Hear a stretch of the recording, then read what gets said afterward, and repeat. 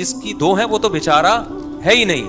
تو میں نے کہا تجھے تو اللہ نے دنیا کی سب سے بڑی نعمت دی ہوئی ہے, دو ہیں. اور میں نے کہا ٹینشن جب ہوگی جب تیسری نہیں کرے گا تو. جب ایک کام کر لیا ہے نا تو پھر بھرپور طریقے سے کرو. بدماشی بولو میں آپ نے نکال دیا نا جائیداد سے, آپ نے کر دیا, ایک اور کر رہا ہوں. موسٹ وانٹیڈ جب تک نہیں بنو گے, جب تک یہ ٹینشن ختم نہیں ہوگی. اب اس ٹینشن کو انجوائے کرنا سیکھو, کیونکہ اب ساری زندگی یہی ذلت میں رہو گے. تو میں نے کہا اب اسی کو کیا کرو, انجوائے کرو. ایک دفعہ بدنام تو ہو گئے ہو نا, چھاپ تو لگ گئی ہے, پڑیا تو نکل آئی ہے جیب سے, اب اسی کو بزنس بناؤ.